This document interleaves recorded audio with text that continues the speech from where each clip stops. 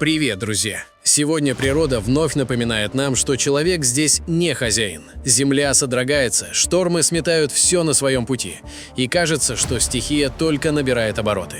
Планета охвачена землетрясениями, ураганами, оползнями и наводнениями. Всего лишь за одни сутки произошла масса событий. И сегодня мы все это вам покажем.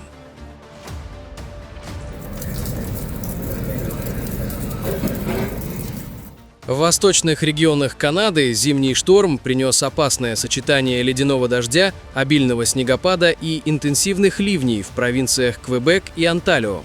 Удар стихии спровоцировал масштабный транспортный коллапс и серьезные сбои в работе энергетической инфраструктуры региона. В Монреале экстремальное обледенение превратило дороги и тротуары в сплошной каток, сделав любое передвижение крайне опасным как для автомобилистов, так и для пешеходов.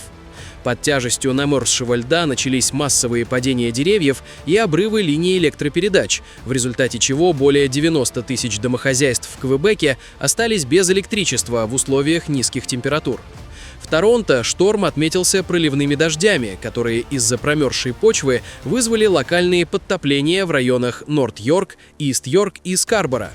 Непогода парализовала и авиасообщение. В крупнейших аэропортах региона были отменены или задержаны сотни рейсов. Власти настоятельно рекомендовали жителям по возможности полностью отказаться от поездок.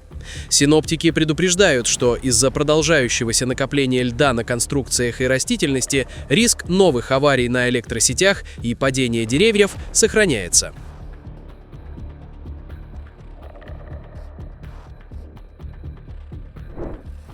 На полуострове Камчатка 12 марта зафиксирована очередная фаза высокой активности одного из самых мощных и непредсказуемых исполинов региона – вулкана Шевелуч. Днем в четверг из кратера произошел взрывной выброс, в результате которого столб вулканического пепла и газа поднялся на высоту 8 километров над уровнем моря. По данным Камчатской группы реагирования на вулканические извержения, эруптивное событие сопровождалось интенсивной газопаровой активностью и серией внутренних взрывов.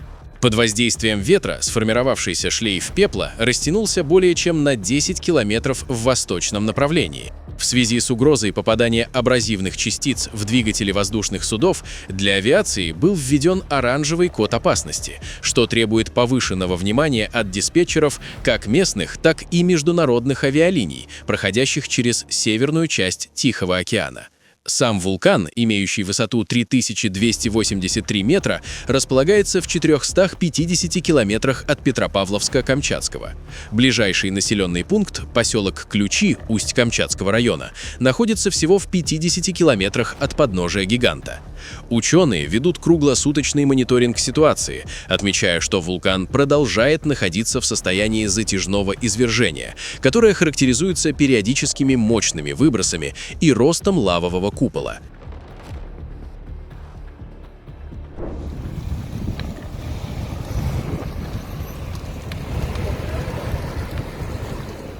В малазийском штате Селангор произошел крупный лесной пожар, вызвавший серьезную обеспокоенность жителей района Пунчак-Джалил и пригорода Сири-Кембанган.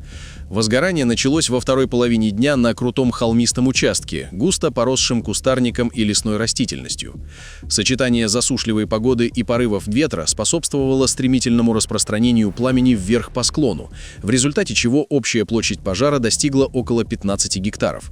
Густой дым от горящей зелени быстро окутал прилегающие участки стратегически важной автомагистрали Путраджая Экспрессвей, что привело к резкому ухудшению видимости и образованию многокилометровых заторов. Подразделения пожарно-спасательной службы Малайзии сосредоточили основные силы на защите жилых кварталов Пунчак-Джалил, к которым вплотную подошла стена огня. Благодаря слаженным действиям пожарных расчетов, распространение стихии удалось остановить в считанных метрах от заборов частных домовладений. К вечеру активное горение было ликвидировано, после чего специалисты приступили к проливке тлеющих очагов для исключения повторного воспламенения. В настоящее время эксперты пожарного департамента проводят расследование для установления точной причины возгорания.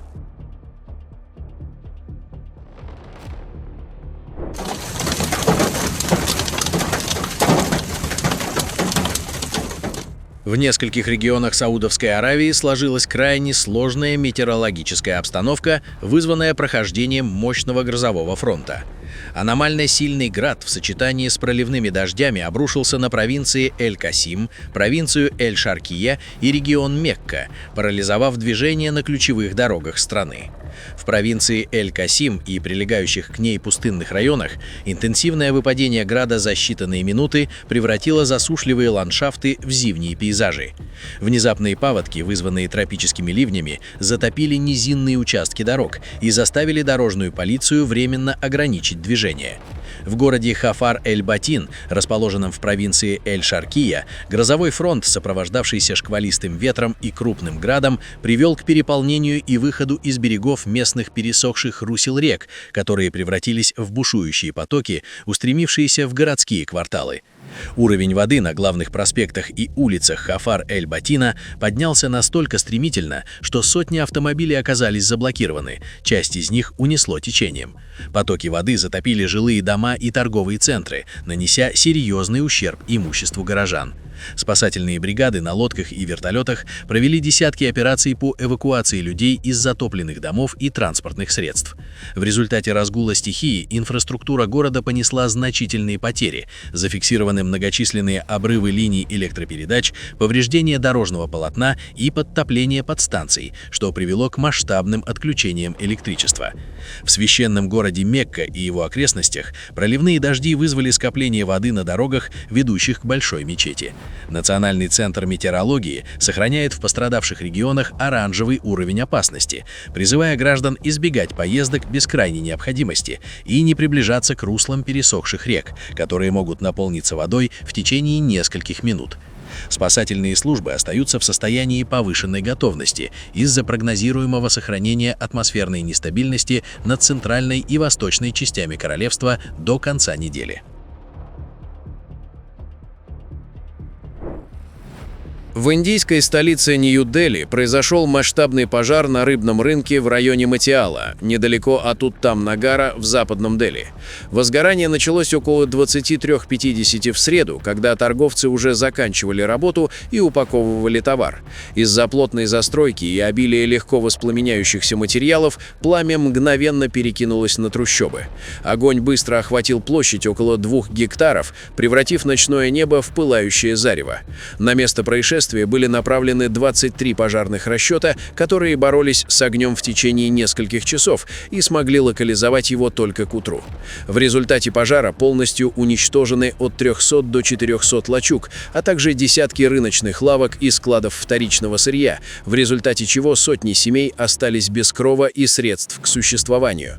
Несмотря на царившую панику среди жителей, полицейским и спасателям удалось провести своевременную эвакуацию, благодаря чему сообщений о погибших или серьезно пострадавших не поступало.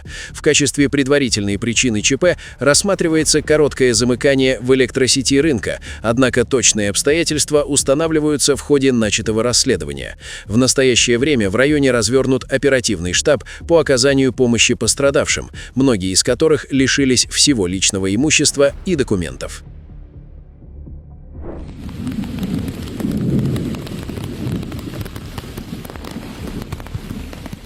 В провинции Тукуман на севере Аргентины сложилась катастрофическая паводковая ситуация, вызванная аномально мощными тропическими ливнями, которые синоптики классифицируют как экстремальное климатическое событие. Всего за несколько часов в ряде районов выпало до 170 мм осадков, а суммарный объем влаги за последние 48 часов достиг 250 мм, что сопоставимо с нормой осадков за несколько месяцев. Столь резкий приток воды привел к переполнению водохранилища Эскаба, в результате чего излишки воды начали неконтролируемо поступать в жилые районы низинных территорий. Наиболее тяжелый удар стихии пришелся на населенные пункты Ла-Мадрид, Гранерос и Санта-Роза-де-Леалес, где сотни семей были экстренно эвакуированы из затопленных домов, а сами поселения оказались временно изолированы от внешнего мира из-за разрушения подъездных путей. Масштаб бедствия осложняется проблемами в энергетике. Около 230 тысяч потребителей в провинции остались без электричества электричества из-за подтопления подстанций и обрывов линий электропередачи. Власти региона приняли решение о приостановке занятий во всех учебных заведениях до конца недели для проведения инженерных проверок зданий и расчистки дорог.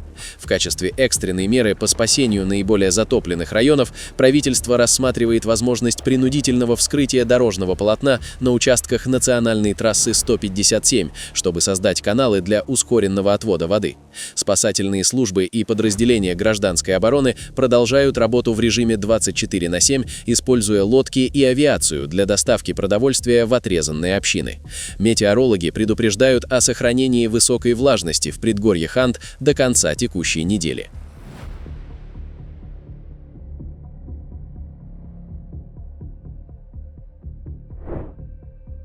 На французском острове Реюньон в Индийском океане в результате извержения вулкана Питон-де-ла-Фурнес раскаленная лава вплотную приблизилась к стратегически важной национальной дороге РН-2.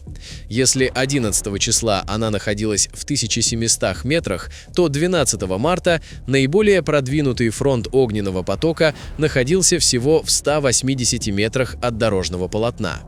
В связи с прямой угрозой власти Заморского департамента приняли решение о полном закрытии трассы, которая является единственной прямой артерией, соединяющей города Сен-Филипп и Сент-Рос через восточный край кальдеры.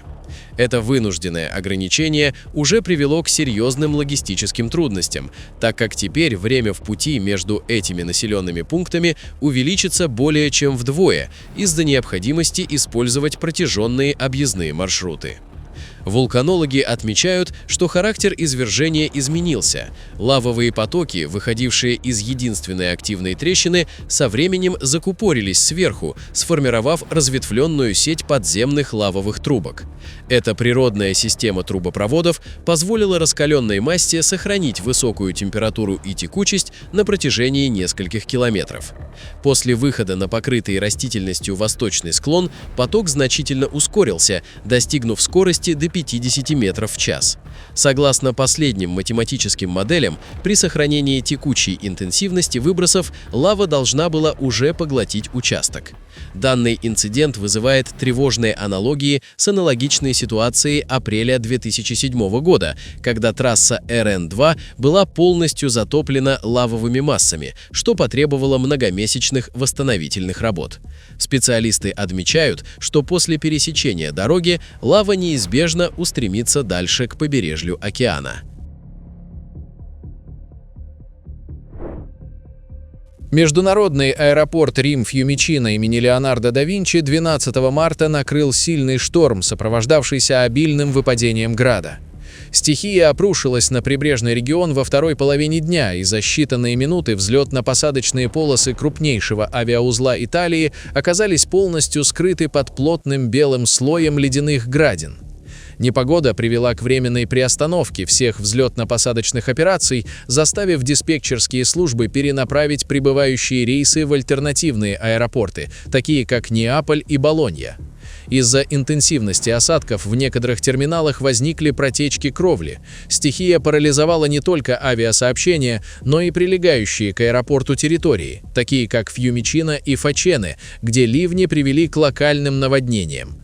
К вечеру работа аэропорта начала постепенно восстанавливаться, однако в расписании сохранялись значительные задержки из-за сбоев в европейских авиаузлах. В крупнейшем городе Эквадора, Гуаякиле, с раннего утра среды установилась сложная метеорологическая обстановка, вызванная затяжными тропическими ливнями и мощными грозами. Интенсивные осадки, не прекращавшиеся в течение многих часов, спровоцировали масштабные наводнения, охватившие северную, центральную и южную части мегаполиса. Из-за неспособности ливневой системы отвести колоссальные объемы воды, ключевые проспекты и жилые кварталы превратились в бурные реки, глубина которых в низинных районах достигала 1 метра. Стихия привела к полному транспортному коллапсу. Работа общественного транспорта была приостановлена. Сотни водителей оказались в многокилометровых заторах. В северной части города, в районах Альборадо и Саусес, вода проникла в жилые дома и торговые объекты. Ситуация осложнилась периодом высокого прилива в реке Гуайас, что препятствовало естественному стоку дождевых вод в океан. Метеорологическая служба Эквадора предупреждает, что в прибрежном регионе сохраняется высокая атмосферная нестабильность, и риск возникновения новых грозовых штормов в Гуаякиле остается актуальным до конца недели. Друзья, на этом наш выпуск завершен. Будем рады видеть вас снова. Подписывайтесь и до встречи завтра в новом выпуске.